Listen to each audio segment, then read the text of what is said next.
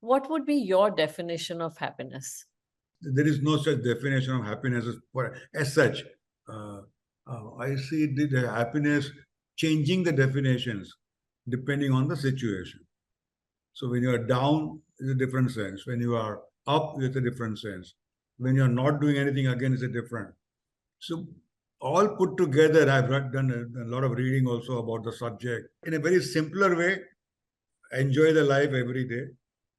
Don't be bogged down by the past, and don't be so much anxious about the future either. Enjoy your presence. I love having pizza with my grandchildren, for example. I draw a lot of inspiration for nature around me, small things. I love to celebrate every small event. I keep asking myself, when was the last time I laughed?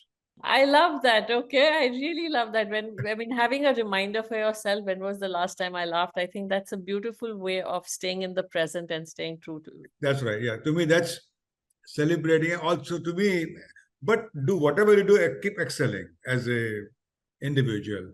So that's a sort of, if that defines happiness. Oh, I'm happy with absolutely. it. I think that's really powerful. Living in the present and celebrating life, I think, is the most powerful way to live and cherish life.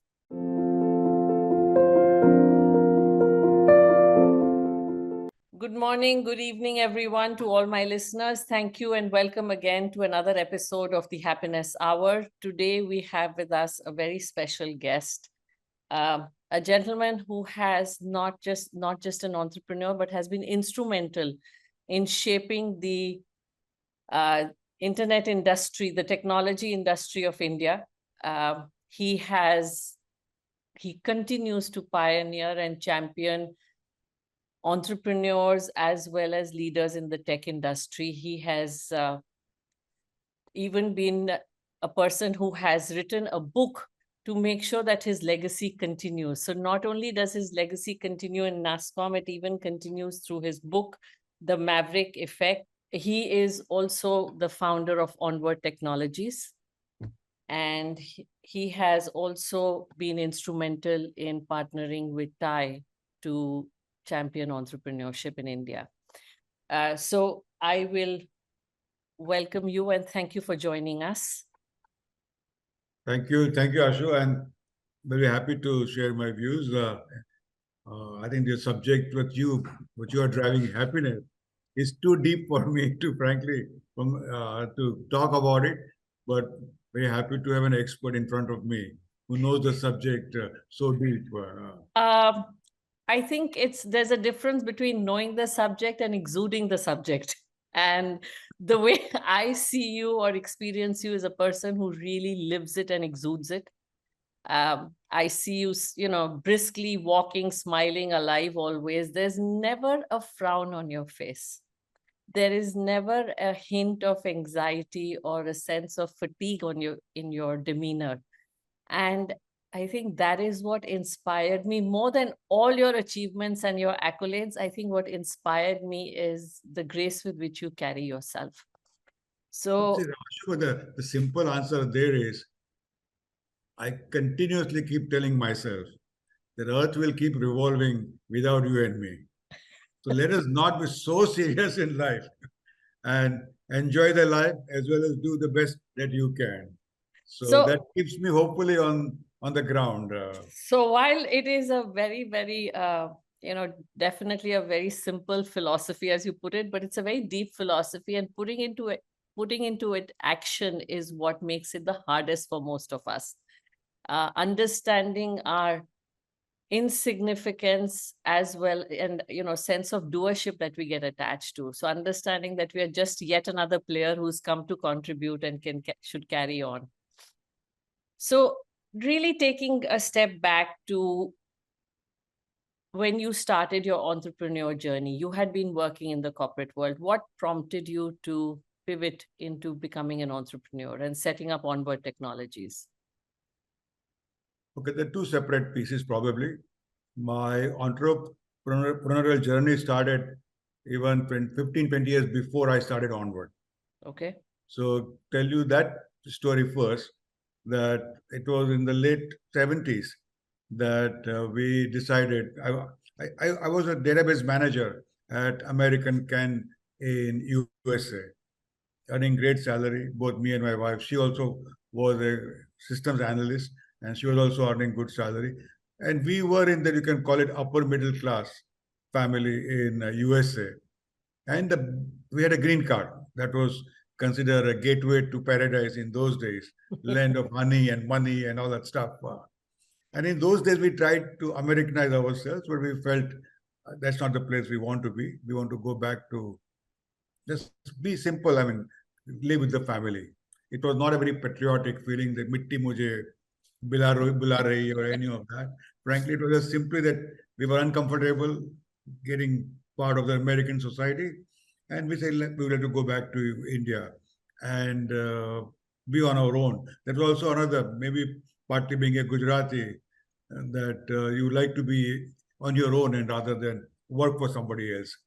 So that again brought me to India. And when I came to India, it was a very tough situation in a sense that my father had a huge debt, which I didn't know when I was in USA. If I had known, probably I might not have even come back to India. I thought you would say you would have definitely come back to India, but I guess. No, because I could have easily earned enough, I mean, I send money home, argument's sake, Yeah. to repay as well as. But here I was already here, and then I looked at my dad's business. Didn't I was shocked in a sense that he was a overseas film distributor for Hindi films. But to negotiate with the producers for the film prints, I went in one such meeting and had to negotiate with a lady who was 70 plus. And for 15,000, 5,000 rupees, we negotiate. It was very uncomfortable. She was like my grandmother type in those days. So I said, this is not the business I want to be in. Then I looked at my father-in-law's business. They used to manufacture two-wheeler parts. So he said, why don't you make on this spoke that they used to manufacture, there is a nipple on the top, which is made of zinc. I'll buy you 100% production. You set up a factory here. Then it occurred to me, I'm a technology person, so why not get into technology business? You can't bribe a jump instruction, argument said. And that in spite of technology world didn't exist. There were hardly 100 few computers in the country.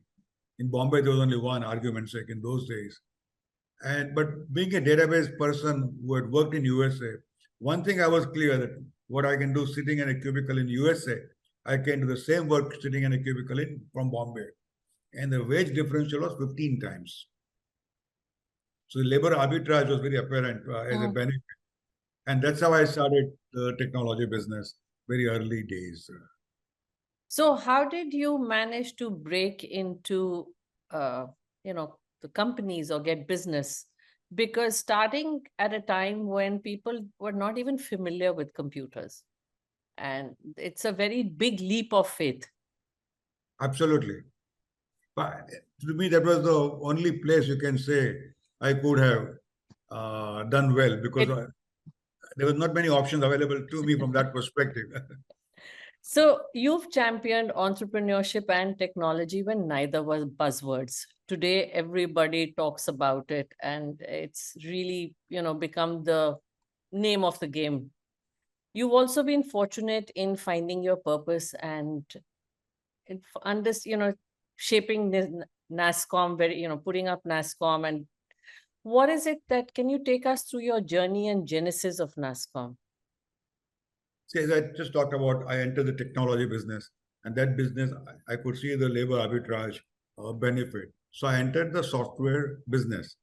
Now, we tried experiment in different segments. One is what is called software project development work or software development work. Other one is software product development. Now, software product naturally was a phenomenal, like today what you are saying, unicorns you can build out of software product very quickly. I tried different models, failed miserably in the software product game. And I realized India is just not ready for the software product game. So I entered deeply into the software project work, started doing software development work for customers outside India, in India. Okay. Now I realize there is a challenge. Doing work in India was almost impossible. There are more than 100 plus regulations choking the software development industry. But on the other hand, The market size in USA for outsourcing was $300 billion, if I remember correctly. And we were not nowhere. But I could see again sitting the same work sitting in a cubicle. I all needed was a pipe, access to the computers in USA. And then I'm in business. So potential was there, provided we find these regulations removed. See, in those days, bureaucrats didn't know what is software. They, just to give an example, when I used to export software, the custom officer would ask me, and he said, give me a sample of what you are exporting. What do I give him? 10,000 lines of code which I have written, give him 5,000 pages of printout. Well, then he said, no, I don't want that. I said, then here is a floppy on which I'm sending the software code to my customer in USA. He said, give me a copy of the floppy. So I copied it on the floppy drive and gave it to him. You know, the first thing what he did was stapled it on his file. Oh my goodness. So that was his knowledge of software.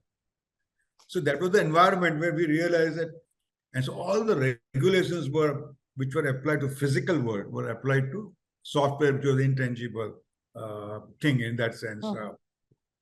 So when I realized so many problems, also parallel I realized the power of an association in a so-called incomplete democratic society of India. And I had seen that example after example in those years, the power of association. So I said something like that has to be done. Plus, the government didn't trust the business people. Profit was a dirty word. It was a socialistic license raj. So I went around the country, and there were 40, 50 of us who were in software business. We all met and we said, we're all seeing this big potential. What can we do? Collected the constitutions of CII, FICCI, Indian Merchant Chamber, Lions, Rotary, Computer Society of India. And each one of us had different experiences with these associations. We wrote down do's and don'ts. What do we like? What we don't like? And each had their own objective behind certain things. And then we said, what do we want? What is our purpose? Why are we doing it? What is our vision behind it? And then we worked and we said, okay, this association will be different from that perspective. So we said, there's no trust amongst each other. Like we were fierce competitors. There was no trust between us and the policymakers. So how do you build a trustworthy environment? So the starting step, we said, we'll build NASSCOM as an independent, neutral, trustworthy platform where people can freely communicate and their creative juices flow, and then policymakers also become part of us. And we co-create future for the industry, which in turn for the country. So that was the intention behind creating that as a platform. And then we also took certain calls saying that we will allow any policymaker from anywhere, city level, state level, central level, to come and attend our meetings without an invitation. Whenever we give a proposal to the government, 99% they'll accept it as it is. But they know we have kept India first. They know its industries together. Like again, when we started NASSCOM, we had another one decision we took at that time. We'll fight internally as much as we want on any particular issue. But once we decide, outside the platform, nobody will criticize. As a soldier, we have to follow it. So it's incredible that you all agreed from a value proposition as to how do you want to make it happen, which is incredible that people agreed on what are the values that are important, how we want to build credibility and change the face. Or like you said, they unlock the potential of the industry, which was latent but very high in India. And today, no industry can do without technology. I mean, there's not a single organization or person who is living without technology. So it's truly unlocked that sitting potential in a very big way. And I would say that what were the value of trust, the value of collective voice, one voice. Yeah. And the value of being very clear on that we are India centric and we want to bring about positive change. I think those are the things that have really stood very strong within. Ashu, there's one extension to it, and that is the title of the book, Maverick Effect. So we have gone, what you just said, those values, plus we said, they're tough issues, we say, for example, and giving birth to a technology industry in those days, there was nobody literally, you can say, no ecosystem. Correct. In terms of no university was teaching software engineering or computer science or whatnot. Now you will start because our raw material is people in our industry, especially the software project or software services industry. So how do you create that? So we decided from day one that as an association, we will not only focus on the lobbying, which is 150 regulations triangulating it, but we'll also focus on developing the ecosystem. And so we'll do whatever is required to grow the ecosystem by which not only existing players can grow, but also give birth to hundreds of new players. Finding your purpose and really, I think somewhere staying focused with it, committed to saying, I want to make this happen with this group of individuals who are equally committed and passionate about it. How did this contribute to the rest of your journey and your sense of fulfillment and happiness? I mean, see, the early success of this model, we started seeing it. One is, of course, our business started growing in terms of removing, also capturing the low-hanging fruits and whatnot. But there are a number of things that happen over a time. So we are ridiculed by many for what some of those bold steps that we recommended to the government. We're not afraid of competition, arguments say. We're not afraid of global competition. There was a natural protection given to you by the government. Why do you want to go against it? Mm. So we're maybe a bunch of people different in that sense, because we were ambitious and we wanted to learn and be globally competitive. So we thought allowing them to come in, we will also learn a lot. And we will become far better global competitors. So it's a win-win for both. Yeah, you're opening the market even more as a result. Yeah, and then we build a brand outside. Okay, India is a place to do business with. Correct. It's not a protective place where. So it was a win-win from our perspective, and we convinced the government to do it. Now today, that decision simple decision in one way, has given birth to 1,800 R&D centers in India over the last 30 years, and they employ 1.2 million software engineers, software, hardware, electronics, other engineers, all high-paying jobs in the country. They employ more than 40% women as their staff.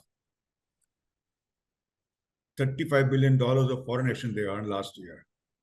So that's one simple decision. So I feel very proud of taking that call. And the contribution continues and it cumulatively keep on increasing year after year. So you feel, how do you replicate that model in other areas?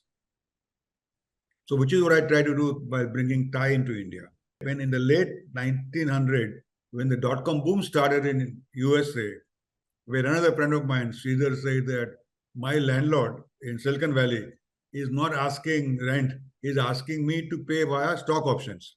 Wow, okay. So that's the time I realized India is missing something. We need to bring that model in. And that's where I brought TIE into India in the late 90s, early 2000 in India, in order to encourage technology-driven entrepreneurship. So you've obviously been through a series of challenges, especially stepping into not even nascent, but in not there, an industry that didn't, non-existent industry in India at that time, as well as a concept that you had to even explain. How do you keep yourself anchored or rooted and keep on pursuing and not throw in the towel as many do? When they hit the road running, it's very gung-ho and passionate.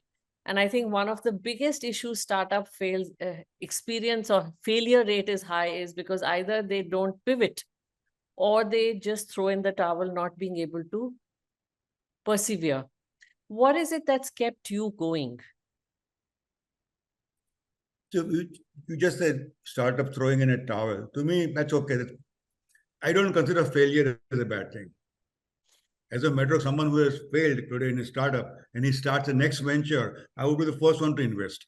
Because he or she has gone through that whole cycle of creating a company, and that failure can come for 15 different reasons. Could be Correct. Wrong product, could be wrong market segment, could be regulation, could be many reasons that were. So I will not consider failure from that perspective as a bad thing. It's a learning experience and you move on. like in my case, when I came back from USA to India, it could have been a failure in some ways, some definitions, but I could succeed in India. So in the hindsight, you feel good. Okay, you can take on any challenge. You can leave the land of paradise and do something here. Enough challenges in around you from that perspective to keep working at it. And on the other hand, parallelly, every day somebody congratulates you somewhere about something happening good, about industry, about the changing in their career path or creating uh, pride, X, Y, and Z. Just to give you a quick story there. Whether it's AI, crypto, blockchain, you are constantly pushing the boundaries and barriers. Tell me a little about that. How do you, is it like this, like a trendsetter? In a sense, So, because we're not in the technology per se.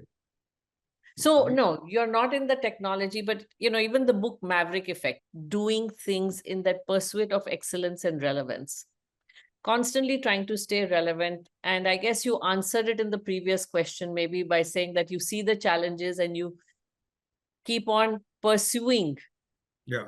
the what next. And I think it's inspiring that even with all the accomplishments, you still stay inspired to want to keep on pushing your boundaries. And I think that is what I am inspired by, and saying, how can I should say I'm lucky in a sense that I entered the technology world.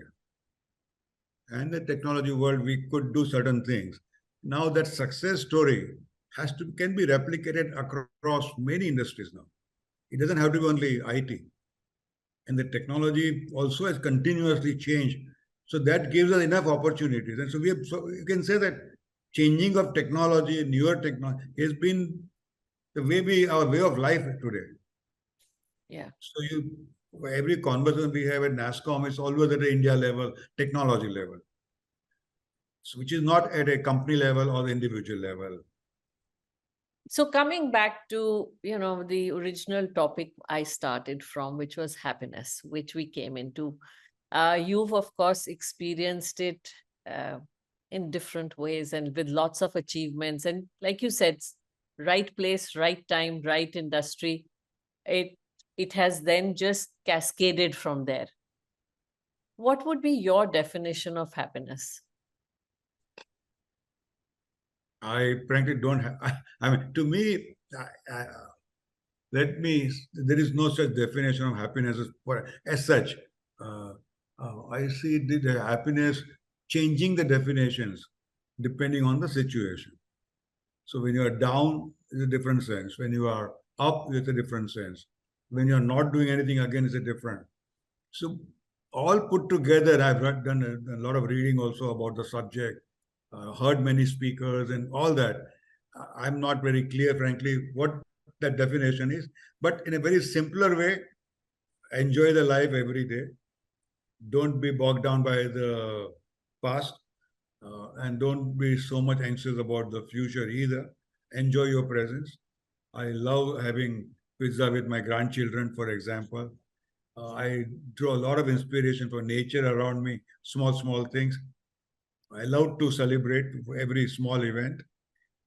I keep asking myself, when was the last time I laughed? If I Okay. haven't laughed, something is wrong.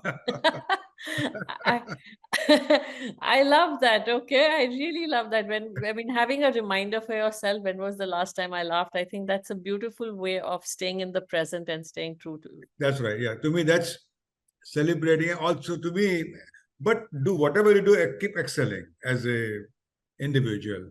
So that's a sort of, if that defines happiness. No, I'm happy with absolutely. it. I think that's really powerful. Living in the present and celebrating life, I think, is the most powerful way to live and cherish life, or honor life, if anything. What advice would you give to the aspiring leaders? I come from technology world, so naturally my advice would be around the technology world. So the first advice I would give is explosion of advanced technologies is happening right now, from artificial intelligence, quantum, robotics, you name it. AI blending with biotech, AI blending with every domain in the history, I mean, the country or in the world. Now, the permutations, combinations of these technologies, in my view also, right now, not only experts' views, but it has a potential to solve India's every problem, starting from poverty, education, health tech, you name it. So focus on technology-driven solution, find an appropriate solution, and go after it. So that would be my first advice. But having said that, I will also say, you don't listen to us like mentors or individuals like us blindly, because none of us know how the future is going to unfold. None of us. For example, ChatGPT. Show me a single person in the world who would have predicted that technology like ChatGPT would come and change the world, start impacting it. Nobody knew. So, and this is the beginning of all such changes going to that come in. So individuals will have to prepare themselves, develop their own independent thinking, critical thinking. So thank you for that. So here's one last question. And, on one hand, technology has the capacity to solve the most difficult, challenging problems. On the other hand, people feel threatened by technology. How do the two get married on that? Because there's a lot of feeling of, job threats and, getting jobless and other issues, redundancy, or the whole sense of overwhelm of not being able to catch up with the what next, because technology truly moves sometimes faster than even you can change the entire ecosystem of an organization. So how would people marry that part? Fundamentally, no, you need regulations, certain guardrails, and there's no question about that. But don't try to stop the technology coming in. That would be hurting all of us. For a country like India, whose per capita hardly is $2,000, so we have a long way to go. When the printing press was invented in 15th century, India didn't embrace for 400 years. Partly, maybe Britishers didn't bring in, or whatever it may be. As a result, we missed the entire industrial revolution. AIs and other technologies are at a similar stage today. Okay, a lot of work, human work that we do will be done by the software plus hardware together. Now that has a potential to change. Revolutionize everything. So I missed that opportunity. Got it. So to us, we have just given a proposal, we meaning industry, to saying that in India we should reskill or skill 200 million Indians. We should reskill 20 million organized workers of the industries and the government in using AI tools to make them more productive. And we create a band of maybe 2 million high-end AI developers. We hardly have 50,000 today. They are also not high-end. So the potential is tremendous. Tremendous. So we should become a global hub for AI development work, because we are the only ones who can provide that skill set of that size, and all the leadership, the entrepreneurs, we got all the pieces fitting in very well. So we need to leverage that, build on it, and be a global hub for AI talent in the world. Fantastic. So that would be my way of saying it. And we have put regulations. No, that's a very positive note, I would say. I mean, that's a very promising, positive place to be at, that we are at the, once again, right place, and we need to make it the right time for us. That's right. Absolutely. Yeah. No. So thank you so very much for, passionately sharing about your experiences and challenges in your journey and your lessons. And of course, I'm sure people will be inspired the way I have been with the courageous leaps that you've taken again and again and continue to take. So thank you again for that. Thank you. All right. Bye.